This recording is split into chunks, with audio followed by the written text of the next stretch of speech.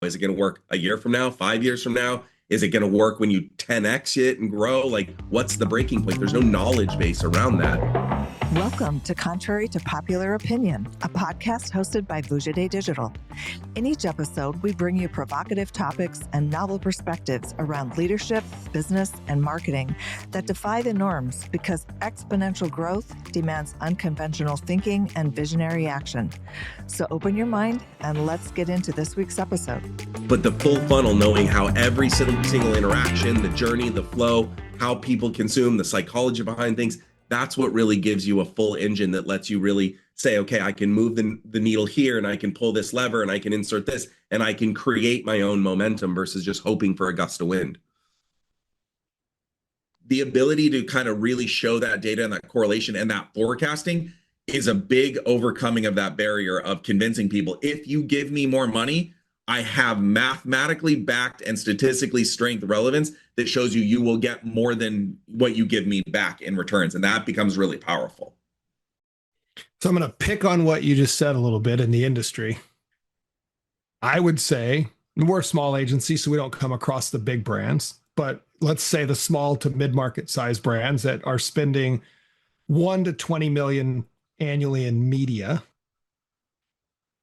I would argue, based on what I've seen, 25% or less of those brands with budgets of that size are deploying anything like this.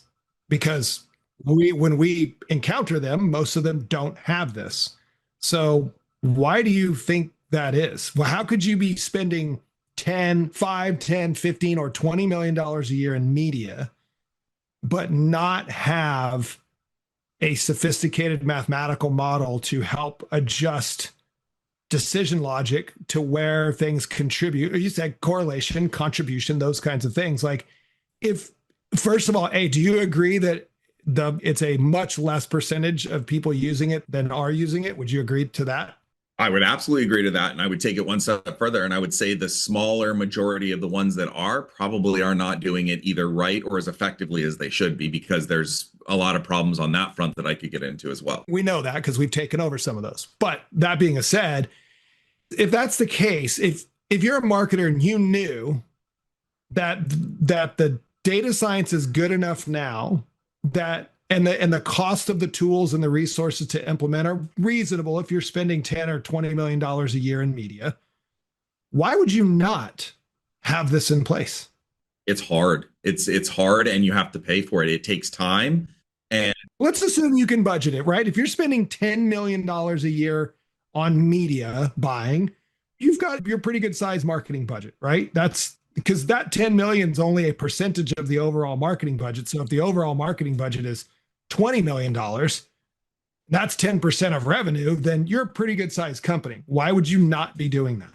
I mean, I absolutely think you should. I think the reason you wouldn't be is because what I said is it costs money, but at that point, I mean, in the fractions of it, but it does still cost money. You have to commit to investing in it. It takes time and it takes expertise. So you have to have a champion or a partner who cares enough to bring the solution to the table, because it also creates more accountability, which not everyone wants, but I think obviously that should exist more, because for better or for worse, more accountability is more scrutiny, is more responsibility, is more outcome.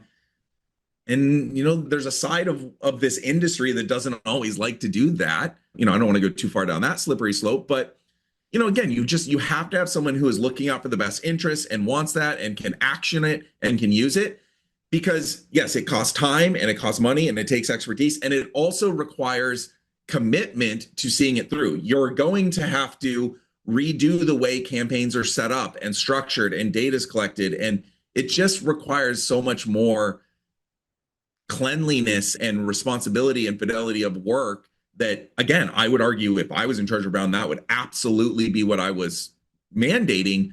But there's so many moving parts and there's so many responsibilities, and people tend to wear so many hats these days. It's just really easy that doesn't always come across as the next biggest priority or the next right thing and all of that. So, I mean, I think there's a lot of white space for these tools or these capabilities to be getting sold into these brands, but every one of these brands is being sold 1,000,005 different things at any given time.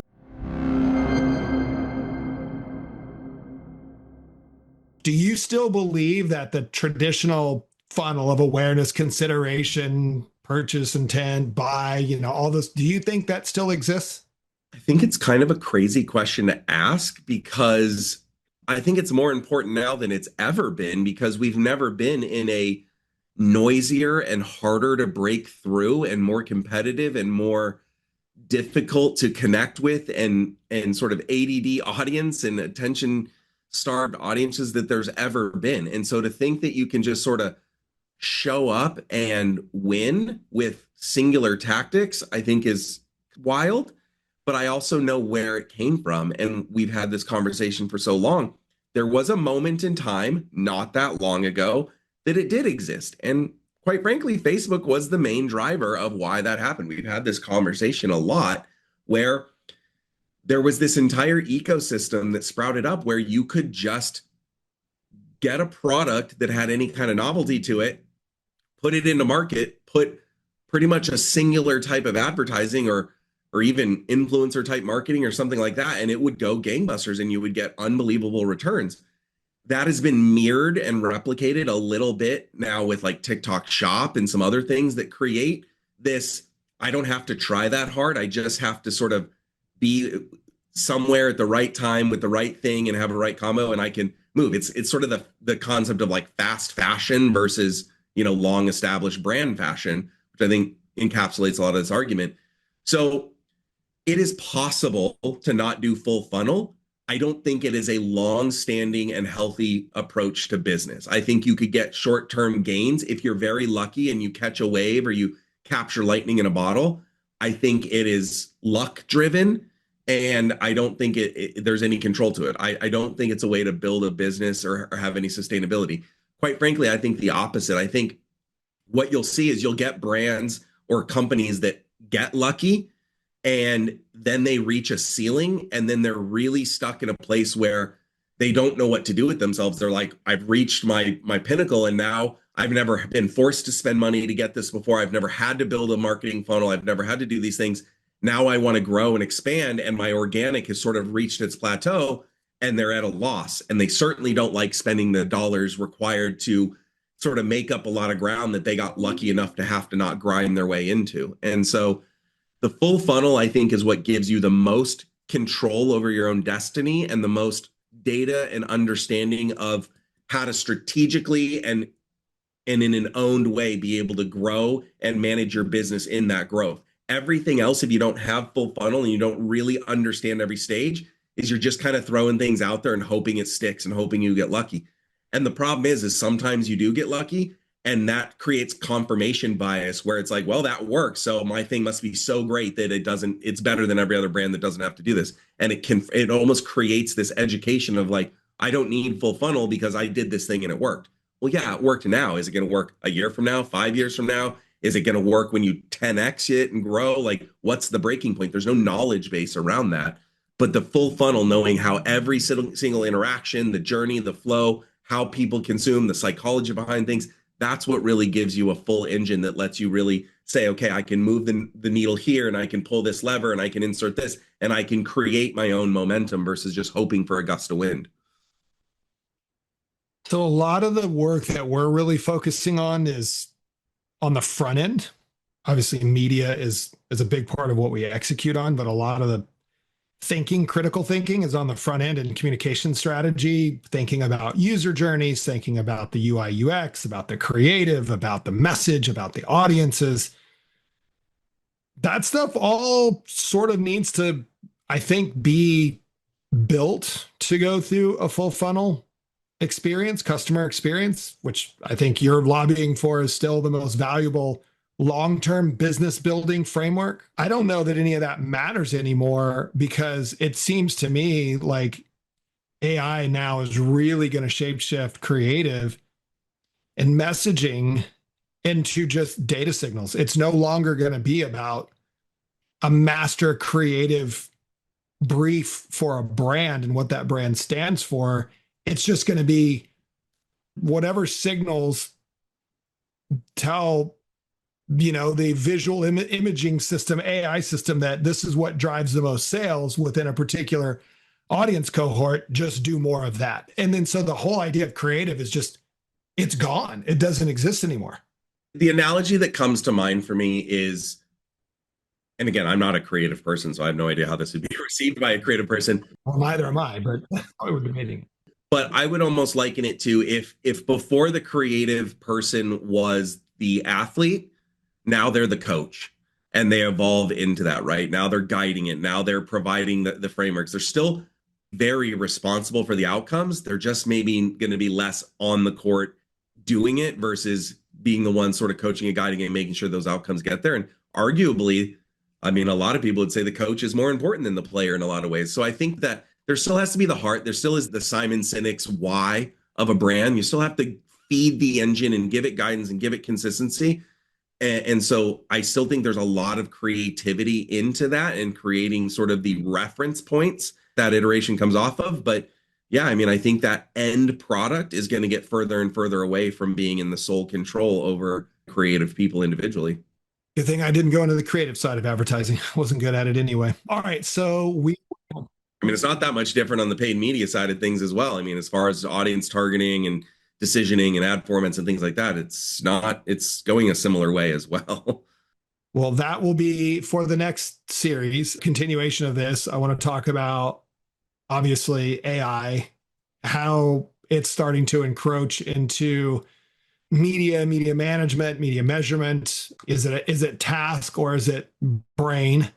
I want to talk about the agency model and where does it go relative to, I'm seeing the headlines now that are saying AI is going to replace media buying, for example, entirely in the next year. Like, you won't need a media agency. There'll be AI systems that you just basically have it look at your website, your product or service you sell, tell it who your ideal customer profile is, and it will do it automatically for you. I wonder if that's true. Again, is it more task management or is it strategic human smarts? So we'll talk about that and a little bit more about technology and data. So my last question for you is not the last ad you can remember seeing. Did you see the news over the weekend about all of the talent agencies wanting to sign this AI actress? And do you have an opinion about that? I did see it. I think it's interesting around sort of talent agent and how that works in terms of that. I think my most interesting takeaway that I read throughout all of that was the inherent sort of defensiveness of, like, people don't want to watch just AI yet. And that struck me as very assumptive in that, sure, maybe not yet, but at the end of the day, I think consumers will like whatever's quality and best. I don't know that there's going to be backlash just because it's AI. It would only be if the AI is not good enough to truly deliver a quality product. But at the end of the day, I think if you good AI actress that you couldn't really tell the difference and immersed you in the story the same way an actor or actress does, I think the general public would accept it overall.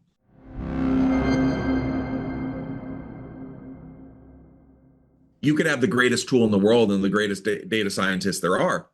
If you don't have the fuel or the data that will arm you with this, the best you can do is start to build towards a future outcome with a certain level of reliability. And I would argue there's still value in doing that. The sooner you go towards that, the sooner you can get to a reliable outcome. But it's not just useful from day one unless you have strong historical data to arm and train it. It's kind of like the LLMs right now in sort of the AI world, right? It's all about the training data and the information that informs it that it can train on to give you the right outputs. Works the same way. You need consistent structured data.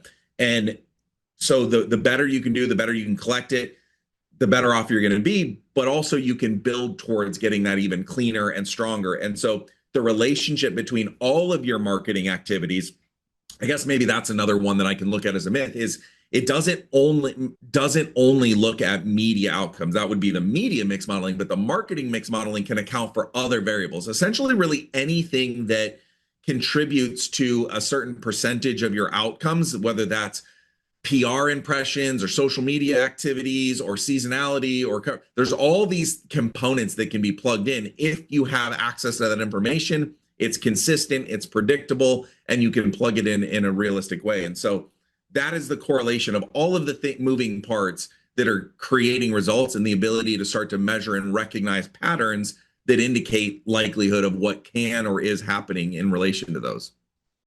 Okay, so you talk about a lot of the parts and pieces that are needed. Paint the picture of a brand journey for me to answer the question of when does it become worth it to invest in the effort that it takes? And is there a point where you're too small before that starts? So think of it this way. You started a brand, in your case, a soccer equipment accessory manufacturing brand. So you make balls and jerseys and gloves and shin guards and all this kind of cool stuff. And you just launched, and you've got this state-of-the-art technology that's making the best products because of the best materials ever. But you just started the company and you don't have enough data to train it, but you've got a lot of money. Talk about when, where, and how the ability to actually use it works. You talk about training. So you probably can't do it as a startup company, right? Because you have to have a lot of data. You might not be able to do it because you don't have enough money. Like, what are the moments when a brand should be thinking about, okay, now I have what it takes, data, money, time, resources, whatever, in order to implement something like this so that I will get consistent, accurate, trend-worthy information that I can make decisions off of? When does that moment happen? I think it's a unique answer to right now versus what my answer to this would have been maybe even like a year ago. And a lot of that is done with AI tools right now and what it's allowing for. I think the question is better broken up into the scale of correlation modeling that I would access, because with AI and the tools that are in there right now, I would argue that you can start to look at it in this frame of reference and frame of mind pretty much right now without major costs or investments, if you have the right mindset or skill set or the right people working on your business. That's kind of a different thing to go into. But the ability to kind of look at the patterns and relationships between moving parts can be done pretty well within the systems that happen right now. But that's a very loose, informal way of doing it. That's just a matter of cleaning up your own data and your own media things right now. That's something that I do for our clients a lot right now. There is a next phase of that, which would have been the full answer I would have given, say, a year ago before some of this, which is a true invested, tool-based, data science-driven, real full fidelity mixed media model that costs with that. The answer to that would be when the outcomes and the information at that full investment are, I would say, maybe 5 to 10% of what my total spend is. Thanks for listening to Contrary to Popular Opinion, where we challenge you to think independently, push the limits, and take uncommon action so you can achieve game-changing results in your business and your life. To stay up to date with our latest episodes, be sure to click the follow or subscribe button now. Thanks again for listening. See you next time.